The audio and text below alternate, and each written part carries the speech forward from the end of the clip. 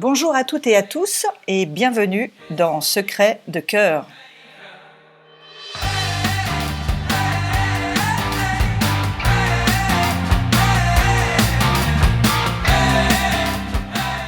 Aujourd'hui, on va s'intéresser à l'instrument utilisé par tous les choristes lorsqu'ils chantent, et c'est aussi un outil qu'on utilise tous les jours sans vraiment y penser, notre voix. Les secrets de la voix. Cet épisode intéressera une large audience, au-delà donc de l'univers musical. En effet, que vous soyez enseignant, comédien, ou simplement que vous soyez amené à parler beaucoup dans votre quotidien, vous vous êtes peut-être déjà retrouvé avec une voix fatiguée, éraillée, et voire plus de voix du tout. Alors comment bien utiliser sa voix? Comment la préserver? Et est-ce qu'on peut l'améliorer? Pour répondre à toutes ces questions, j'ai le plaisir aujourd'hui d'accueillir Françoise Peset, orthophoniste. Bonjour Françoise. Bonjour Carole, et merci pour cette invitation qui va permettre de partager avec vos auditeurs des secrets, effectivement, pour avoir et conserver une bonne voix. C'est parfait. Donc Françoise, ensemble, nous allons tenter d'expliquer à nos auditeurs ce qu'est la voix, donc, et nous allons les guider dans diverses approches de techniques vocales et d'échauffement très simples pour la préserver au mieux et éviter de l'abîmer. Mais avant toute chose, je pense qu'il est important qu'ils comprennent bien qui vous êtes et votre champ d'action. Donc ma première question, Françoise, sera très simple. C'est quoi être orthophoniste ? Alors, être orthophoniste, c'est une profession qui est multidirectionnelle. Alors, le but, c'est de rééduquer donc des troubles qui ont un rapport avec le langage. C'est un trouble de communication, que ça concerne le langage oral ou le langage écrit. Et le sujet qui nous occupe aujourd'hui, les troubles de la voix. Et là, je vais un petit peu plus les définir. Il peut y avoir des troubles de la voix parlée, ce qu'on appelle la dysphonie, des troubles de la voix chantée, ce sont des dysodies, et après, il y a des rééducations qui sont liées notamment à des interventions chirurgicales qui font que les patients ont été intubés, et donc dans ces cas-là, les cordes vocales ont souffert s'ils sont restés intubés longtemps. Et il y a encore des problèmes de mue chez les garçons, des garçons qui n'arrivent pas à quitter leur voix de petits garçons, justement. Donc voilà, il y a une rééducation à mener là aussi. Ok, écoutez, on voit qu'il y a un large spectre d'action dans votre profession, Françoise, et ça tombe bien, donc je comprends que vous êtes très intéressée donc, par les mécanismes de la voix. Vous vous rapprochez de l'activité d'un phoniatre ou c'est complètement différent? Alors en fait, ce sont des professions qui sont complémentaires. Qu'est-ce qu'il y a de différent entre votre métier à vous et celle d'un phoniatre? En fait, l'orthophoniste travaille suite à un diagnostic de lésion. Il faut qu'il y ait une pathologie, sinon l'orthophoniste n'a pas à intervenir. Donc là, pour le coup, une lésion sur les cordes vocales ou sur l'appareil phonatoire. Et le phoniatre, donc, est un médecin et c'est lui qui pose le diagnostic. Dans son examen, il a énormément d'instruments maintenant pour voir, grâce à la technologie, pour voir les cordes vocales en action, en parole et en chant. Moi, en tant qu'orthophoniste, je vais intervenir après le phoniatre. Parce que le phoniatre va pouvoir décider en fonction de la lésion. Si elle est grave, il va proposer un geste chirurgical. Si la lésion n'est pas trop grave, il va proposer de l'orthophonie. Ceci dit, après un geste chirurgical, il y a souvent aussi besoin d'orthophonie. Donc quelqu'un qui a un problème de la voix, qui sent qu'il a un problème avec ses cordes vocales, va déjà aller voir un phoniatre et c'est le phoniatre qui va le guider vers vous. C'est ça dans la démarche. Voilà, en fonction du degré de gravité de la pathologie qui est mis en évidence. Je reçois le patient, je fais un bilan, mais ce bilan, pour moi, il est subjectif. Moi, je vais simplement utiliser mon oreille pour savoir ce qu'aimait le patient et essayer de trouver comment l'aider, ce patient. Et en même temps, je pose des questions au patient et à partir de là, je prévois des objectifs thérapeutiques. Et la rééducation commence si le patient est d'accord. c'est une belle introduction à notre thème du jour, qui va être vraiment porté sur la voix. Et donc, Françoise, est-ce que vous pouvez nous définir ce qu'est la voix? Alors, on peut prendre ça de différentes façons. La première chose que l'on peut dire, c'est que la voix est un moyen de communication. Ce qui est quand même très intéressant, c'est que la voix, elle est le reflet de qui l'on est. Elle est le reflet de notre personnalité, elle est le reflet de nos émotions, elle est le reflet de nos pensées. Et donc notre voix, elle est unique et elle est propre à chacun d'entre nous.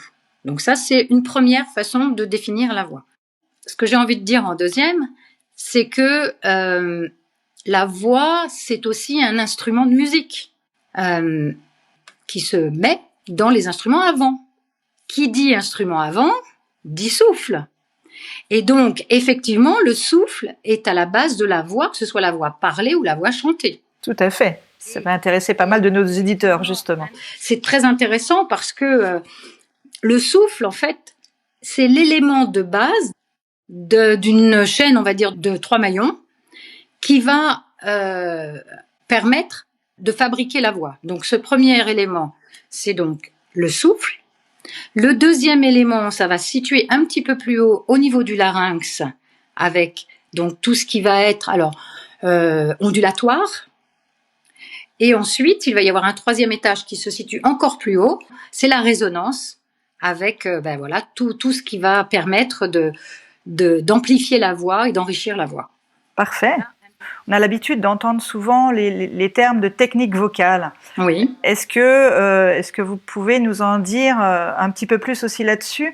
Quels sont les principaux éléments de la technique vocale et en quoi est-elle importante? Alors, en fait, la technique vocale regroupe un certain nombre de connaissances, donc notamment des connaissances anatomiques et des pratiques qui permettent tout simplement de développer, de préserver la voix, alors soit de chanteur, mais on va aussi rééduquer toutes les personnes qui utilisent professionnellement leur voix parlée, c'est-à-dire les orateurs, les comédiens, les avocats, les commerciaux, les enseignants, les guides touristiques, voilà. Donc c'est un petit peu ça la technique vocale. Donc il y a à la fois une partie de connaissance et une partie de pratique. Parce que les connaissances anatomiques, c'est bien pour comprendre, mais après, il faut utiliser. Bien sûr. Et en quoi cette technique vocale est importante? Bien, elle est importante parce que il faut fabriquer, en fait, le son. Là, il faut fabriquer la voix. Ça se fait pas tout seul. Il y a des éléments à mettre en place pour fabriquer la voix.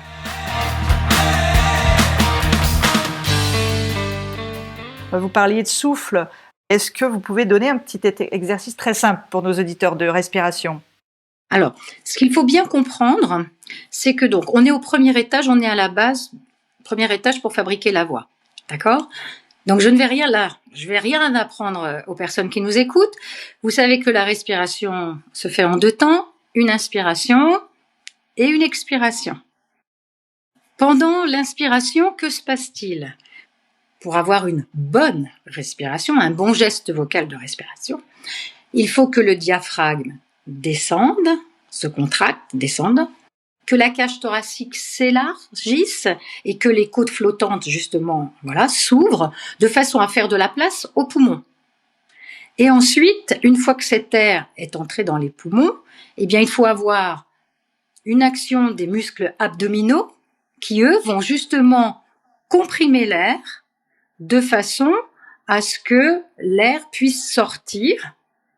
Et quand l'air sort, il va passer donc au niveau du larynx et cette énergie aérienne, de l'air, va être transformée en onde au niveau du larynx. Donc le premier étage, c'est ça. Et ce qu'il faut, c'est avoir cette respiration basse. Mais normalement, c'est la respiration, j'allais dire, naturelle.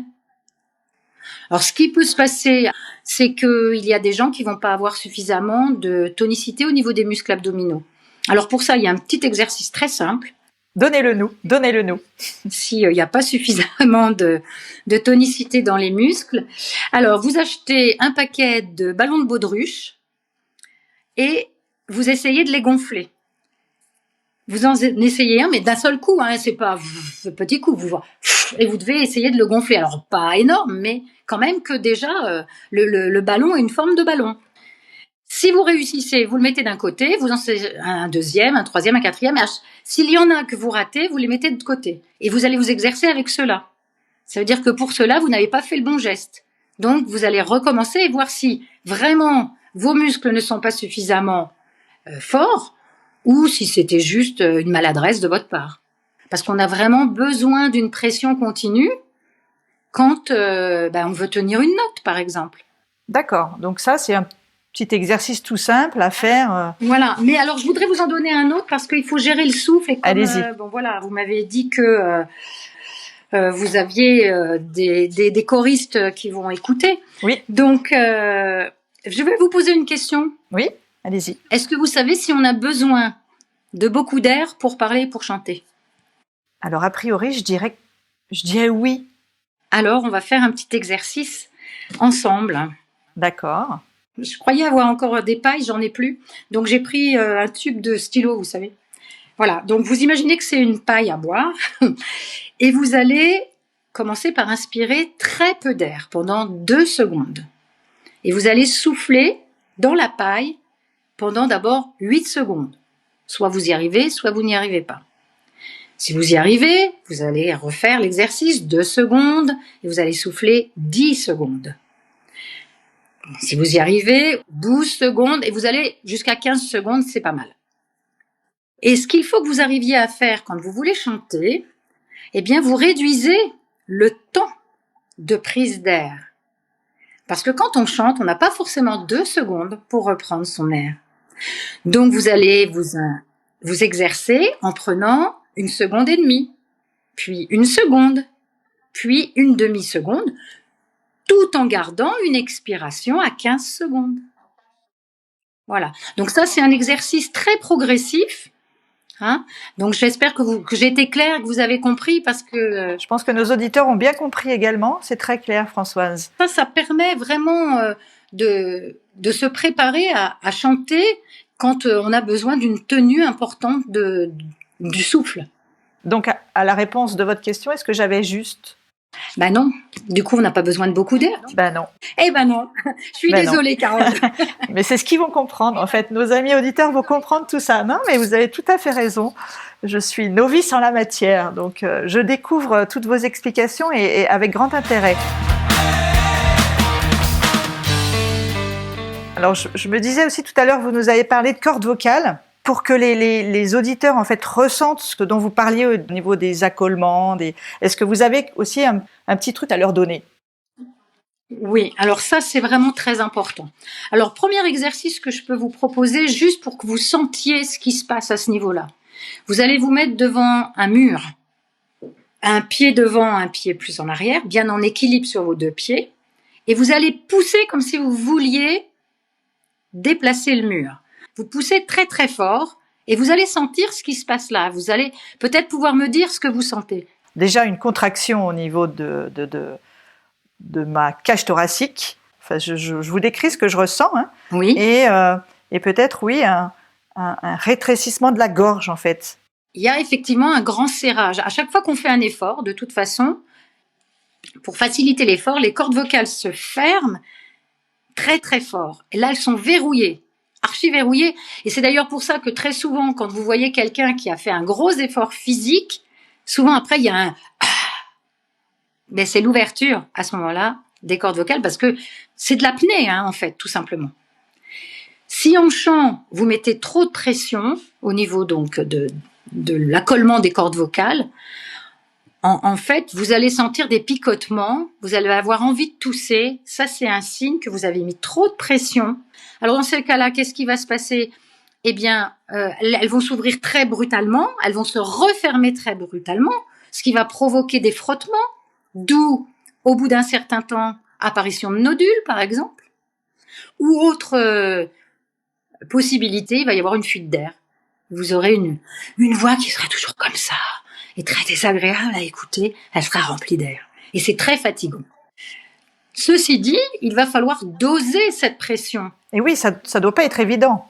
Non, il faut apprendre à doser. Alors ça, pour apprendre à doser, j'ai prévu un exercice sans faire de son. D'accord. Tout est une question de gestion et du souffle et de l'accollement des cordes vocales. Alors après, on peut reprendre notre paille pour sentir ça. Et là, ce que vous allez faire, c'est que vous allez souffler comme si vous vouliez faire 15 secondes, mais vous allez vous arrêter entre-temps, au bout de 4 secondes à peu près, mais vous allez émettre un gémissement, un tout petit son. Et là, on s'en fiche. Si c'est beau, pas beau, on n'est pas dans l'esthétique, ça sera au-dessus. Alors après, quand on s'est rendu compte qu'avec cette force-là, ça se passait bien, on va mettre un petit peu plus de pression. Donc, ça va nous obliger à avoir un petit peu plus d'accollement des cordes vocales, etc., etc. Ce qu'il ne faut pas faire, c'est ce qu'on appelle un coup de glotte. Ah, alors, expliquez-nous le coup de glotte, Françoise. Donc, si je veux faire un coup de glotte, je vais faire « Ah, mais qu'est-ce qui se passe ?» Vous avez entendu mon « Ah », il était cogné. Oui. Ça, c'est un coup de glotte. Si vous faites ça pour démarrer tous vos chants ou tous vos moments de parole, je ne donne pas cher de votre voix. D'accord. On peut l'utiliser pour faire des effets. Ça, c'est permis. Mais quand c'est à répétition, non, on va vers les lésions. D'accord. Et les altérations de la voix. C'est très clair, très concret. Et alors après, vous pouvez faire des sirènes, toujours pareil, dans la paille, en montant de plus en plus haut. Toujours avec cet esprit de 15 secondes ou Oui, toujours. Toujours. Après, quand on veut augmenter vraiment sa respiration, il faut faire des exercices où vous allez tenir 20 secondes, peut-être d'abord en prenant 4 secondes et puis en rediminuant. D'accord. L'inspiration en commençant plus haut et puis en diminuant progressivement. C'est parfaitement clair, Françoise, et j'espère que nos amis auditeurs, enfin moi j'ai essayé de faire les petits exercices en même temps que vous, je suis sûre qu'ils vont réussir à mettre en application en fait tous les conseils que vous nous donnez jusque-là, c'est parfait. Et c'est très très intéressant. On comprend que, en effet, vous parliez à nouveau de respiration et d'apprendre à gérer sa respiration, à la maîtriser. Je me disais, Françoise, est-ce que vous pouvez aussi nous dire comment on peut faire pour projeter sa voix, pour qu'on se fasse entendre, mais sans forcément crier, sans forcer, sans se fatiguer, sans l'abîmer. Est-ce que, j'imagine qu'il y a des mécanismes qui doivent se mettre en place. Est-ce que vous pouvez nous parler de ces mécanismes ? Alors, ce ne sont pas des mécanismes à mettre en place. Ah. Ce qu'il faut mettre en place, c'est le 3e étage, c'est-à-dire la résonance et le timbre. D'accord. Alors, vous allez nous expliquer tout ça. Voilà, parce que c'est à partir de cet étage-là que si on a une voix que l'on dit bien placée, on va faire beaucoup moins d'efforts que quelqu'un qui n'a pas la voix placée. Ok. Je vous explique le 3e étage ? Oui, dites-nous. Alors, qu'est-ce que c'est que les caisses de résonance ? Qu'est-ce que c'est que les résonateurs ? On en a plusieurs résonateurs. Au-dessus du larynx, il y a ce qu'on appelle le pharynx, qui est divisé donc en laryngopharynx, au niveau de la bouche en aéropharynx et au niveau des fosses navales en nasopharynx. Voilà, donc ça, ce sont les résonateurs. La forme du crâne va être importante et la forme que vont prendre les résonateurs va être importante aussi. Et cette forme va être plus ou moins variable avec la langue, d'une part, avec le voile du palais, mais ça je vais peut-être en reparler un petit peu parce que les gens ne savent peut-être pas ce que c'est. Et il faut aussi savoir qu'il y a un petit résonateur labial là, entre les dents et les lèvres. Il y a un petit espace qu'on va pouvoir utiliser. Les lèvres vont aussi permettre quelques modifications au niveau de la caisse de résonance. Donc ensuite, il va falloir mettre la voix dans les résonateurs qui sont tout proches du nez. Donc on va commencer par mettre la voix dans le nez, l'hypomètre. D'où l'importance du sourire. Mais c'est pas la seule chose. Donc, des petits exercices pour pouvoir placer la voix dans le nez. Vous allez commencer par faire un ni, par exemple le phonème ni, et derrière vous allez mettre une voyelle orale. Ni-o, ni-ya, ni-u, ni-you. Et une fois que vous avez fait ça, vous avez donc nasalisé au départ avec le n, et vous avez fait sortir du nez au moment où vous avez fait la voyelle orale. Et donc c'est ça. Et ce qu'il faut essayer de sentir, c'est que du coup la résonance elle est là. Et vous pouvez l'imaginer que vous envoyez l'air au niveau de vos pommettes, quoi, de façon à ce que ça sonne. Et c'est ça, avoir une voix placée. C'est ce qui contribue justement à préserver, à se préserver aussi, à préserver cette voix et à ne pas l'abîmer. Bien sûr. Mais voilà, on ne peut pas être sûr de la hauteur que l'on donne à la voix, de l'intensité qu'on donne à la voix. C'est en faisant des exercices qu'on va arriver à apprivoiser tout ça. Si on ne fait pas d'exercice, ça ne marche pas du tout, du tout, du tout, du tout. C'est quelque chose de très important que nos auditeurs doivent vraiment, enfin en tout cas nos auditeurs chanteurs, mais même nos auditeurs, comme vous disiez, professionnels de toute profession de voix parlée intensive, doivent faire quotidiennement en fait. Mais on en reparlera un petit peu des exercices quotidiens. Voilà, exactement. Oui, oui. Et c'est vrai que par rapport aux personnes qui travaillent essentiellement en voix parlée, ce qui peut être très intéressant par rapport au timbre et au placement de la voix, c'est de commencer, enfin, moi je prends par exemple une fable de La Fontaine, un début, je fais toujours un nez pour placer le N dans le nez, le E est sorti du nez, nez, maître corbeau et vous le mettez au même endroit. Nez, maître corbeau sur un arbre perché, nez, tenait dans son bec. Ça, c'est un exercice que tout le monde peut faire avec n'importe quelle phrase, avec n'importe quelle chose, mais le ponctuer de nez pour être sûr de nez, N-E, accent aigu, hein, attention. Bien sûr. Je me suis peut-être pas uni, enfin, vous mettez la voyelle que vous voulez, qui permet vraiment de replacer systématiquement la voix dans le bon résonateur. Et vous parliez de timbre tout à l'heure. Oui, ben c'est ça le timbre. Parce que comme nos résonateurs sont tous différents, nous allons tous avoir un timbre différent. Il y a autant de timbres que de personnes, en fait. Et est-ce qu'on peut varier notre timbre ? Alors, les imitateurs, ils varient leur timbre. Parce qu'ils jouent justement sur la caisse de résonance. Mm-hmm. Ils essaient de la mettre comme le modèle qu'ils veulent imiter.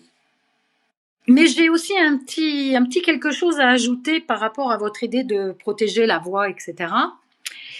Quand on veut parler à forte intensité, ou dans le bruit, ou qu'on est dans des conditions de fatigue vocale, il faut utiliser une forme particulière de la bouche.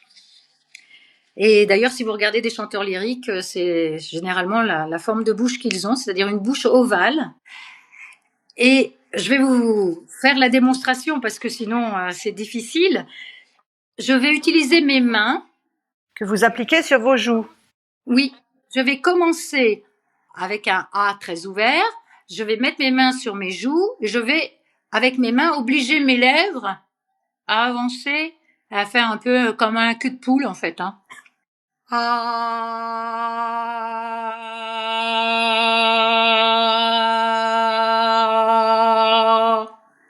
Et normalement, vous allez entendre que le son va être meilleur et qu'il va être plus fort. Oui, on a bien entendu la différence, Françoise. Donc, ça permet au son de rester à l'intérieur de la bouche. Restant à l'intérieur de la bouche, il est ramené vers le larynx. Et donc, ça va créer une pression parce qu'il va y avoir plus d'air. Du coup, ça va s'accumuler à l'intérieur de la bouche. Et le larynx, là, va être comme un coq en pâte. Il va être en équilibre, il n'aura plus rien à faire. Ça va se faire tout seul. Alors, je ne sais pas si vous avez entendu parler de ces termes-là. En tout cas, les choristes l'entendent, les chanteurs l'entendent. La voix de tête et la voix de poitrine. Mm-hmm. Est-ce que vous pouvez nous en dire plus là-dessus ? C'est quoi la différence entre une voix de tête et une voix de poitrine ? C'est quoi cette différence ? Si, il y en a une. Alors, effectivement, oui, il y a une grande différence. Alors, ce qu'il faut savoir, nous, on appelle ça les mécanismes de la voix. En fait, il y a 4 mécanismes de la voix. C'est pas trop compliqué. Le mécanisme 0 est très peu utilisé. C'est ce qu'on appelle la voix de friture ou fry vocale. C'est une voix très grave, très relâchée. Je sais même pas bien la faire.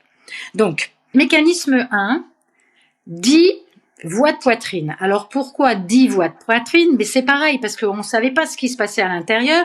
Donc, les chanteurs, ils ressentaient que ça résonnait à ce niveau-là. Au niveau de la poitrine, c'est ça ? Oui. Donc, c'est pour ça qu'on l'appelle voix de poitrine. Mais donc, la résonance, si vous faites un son grave, oh, vous avez l'impression que ça résonne ici, au niveau de la poitrine. Mais en fait, non, l'onde sonore, elle est toujours au niveau du larynx. Hein. Le mécanisme 1 utilisé par tout le monde en voix parlée. Hein. Donc, ce sont en général des sons graves. Alors, en chant classique, ce sont les ténors et les basses qui l'utilisent. Un peu les altis aussi. En général, les sopranes très peu. Après, si effectivement on veut chanter plus haut, on va étirer davantage les cordes vocales. Donc, ça va faire un son plus aigu. Et à ce moment-là, quand on fait un son aigu, on a l'impression que ça résonne dans la tête.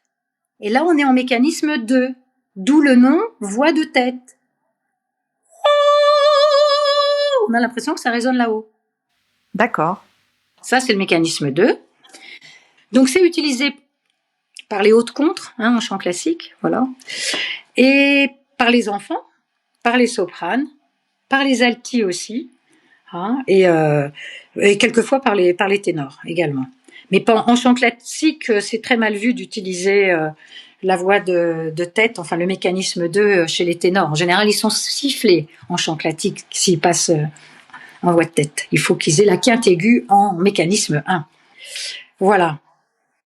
Et il y a un mécanisme 3 qui s'appelle la voix de sifflet, qui est également très peu utilisée, qui est une voix super aiguë, et on n'a pas encore réellement compris comment ça se passait. On ne sait pas exactement comment, mais c'est une voix suraiguë.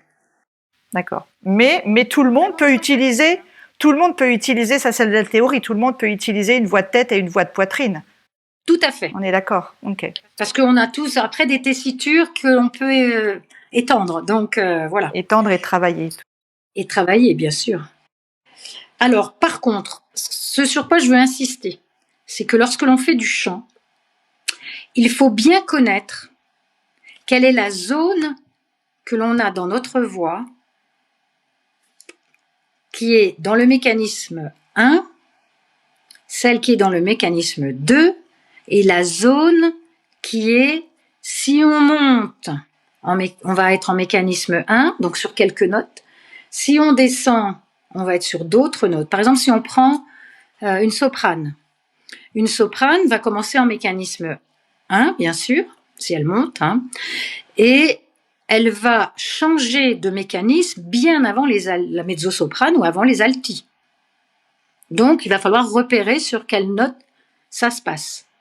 Si elle descend, au contraire, elle va garder le mécanisme 2 plus longtemps que les altis et les mezzo-sopranes. Donc, il va y avoir une zone de passage pour chaque personne. Hein, les sopranes doivent repérer, si je suis en montant, je change à peu près à cette note-là.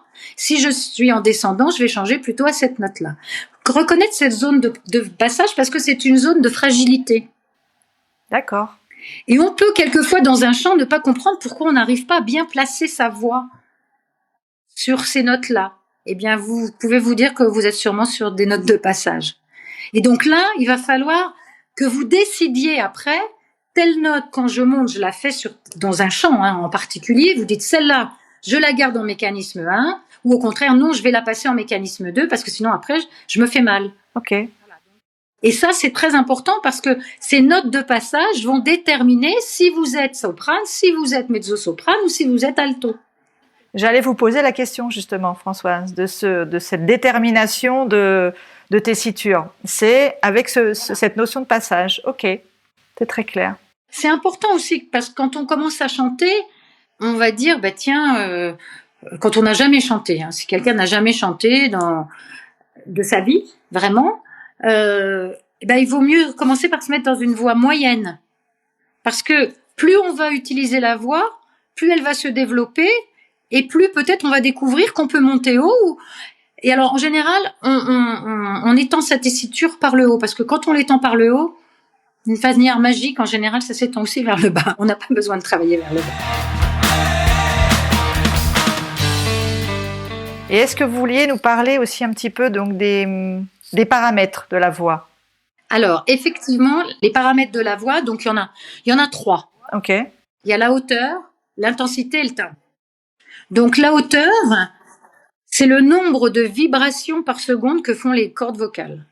La hauteur va donc dépendre de la longueur des cordes vocales, de l'épaisseur et de la tension de ces cordes.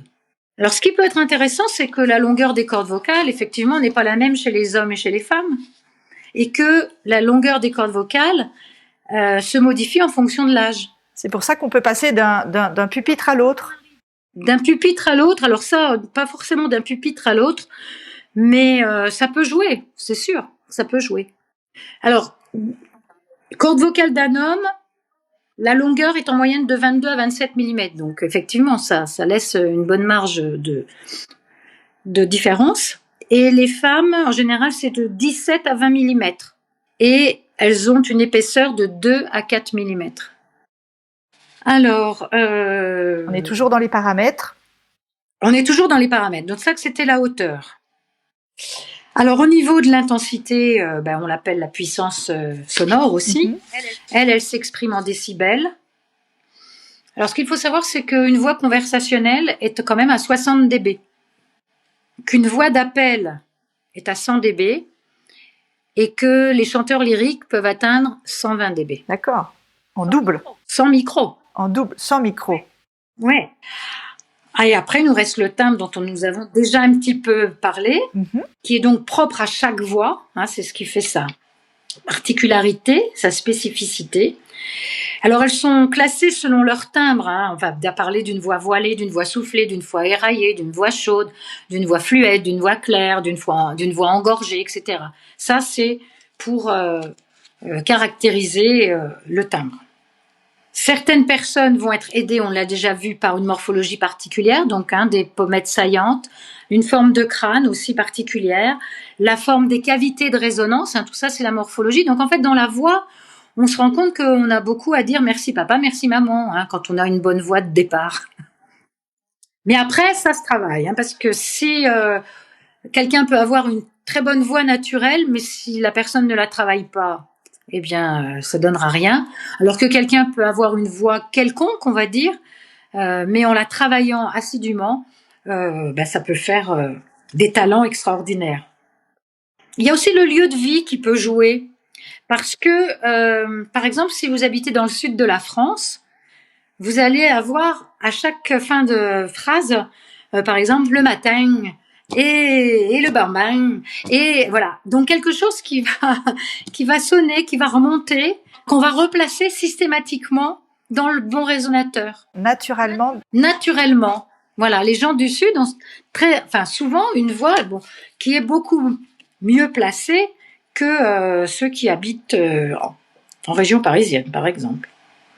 Parce que ça va créer donc l'habitude, dans le Sud, de replacer près du nez.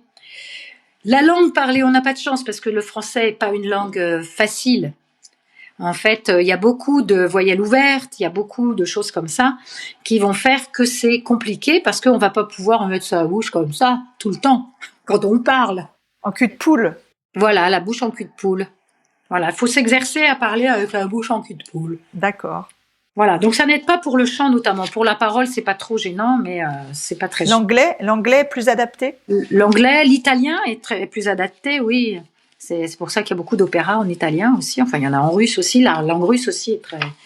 Mais voilà, c'est vrai que la langue française est difficile pour ça. On voit bien que les Canadiens français, qui ont aussi gardé des accents plus anciens, ont beaucoup plus de facilité à chanter que nous, alors que c'est la même langue, mais on n'a pas le même accent. Oui, parce qu'il y a beaucoup de voix canadiennes qui sont très très belles. Exactement.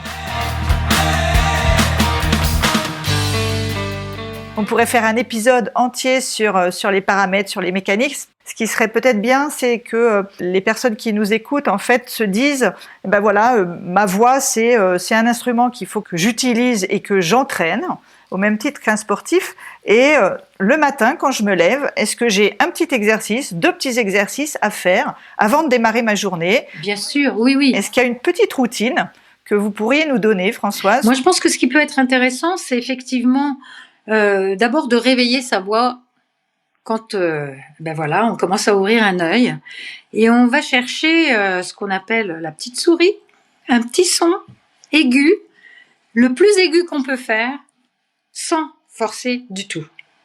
S'il n'y a rien qui sort, ou si c'est un c'est pas grave.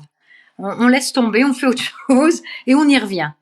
Et après, il faut sélectionner dans les exercices que je vous ai proposés pour le souffle, pour l'accollement des cordes vocales et pour le timbre, un exercice de chaque que vous aimez bien, où vous dites, ah oui, mais celui-là, il va me faire progresser, et vous en choisissez un et vous le faites très régulièrement.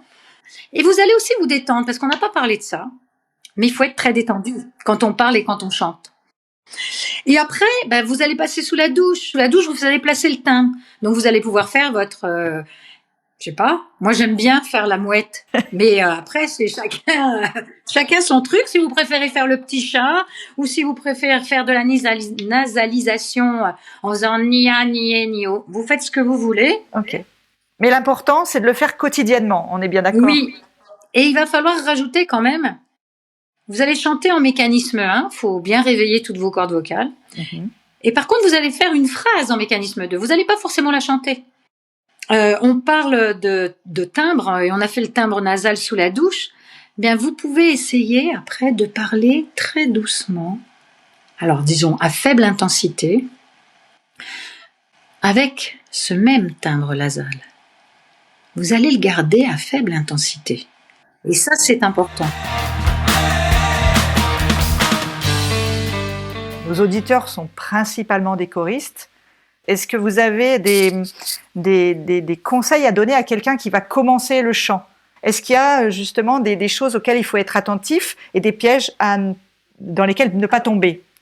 Oui, j'allais dire le grand piège dans lequel il ne faut pas tomber, c'est le forçage. À partir du moment que ce soit en intensité ou en hauteur, il ne faut pas forcer.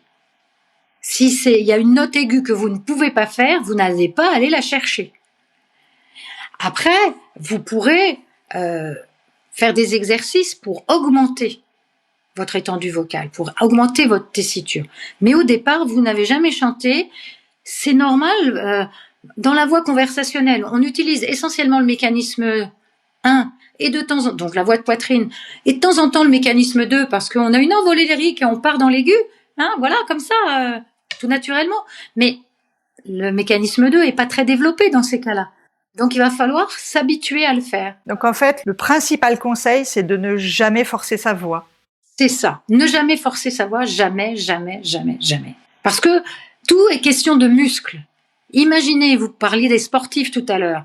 Un sportif ne va pas entrer pour faire une compétition, comme nous, on va rentrer en tant que choriste à faire un concert, si on ne s'est pas entraîner avant, bien sûr entraîner sur la partition, mais entraîner au niveau vocal, c'est impossible.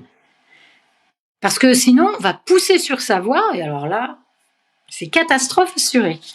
Qui sera peut-être pas grave, qui va pas forcément provoquer une lésion, mais si on fait ça à chaque répétition, toutes les semaines, quand on répète toutes les semaines, c'est pas possible.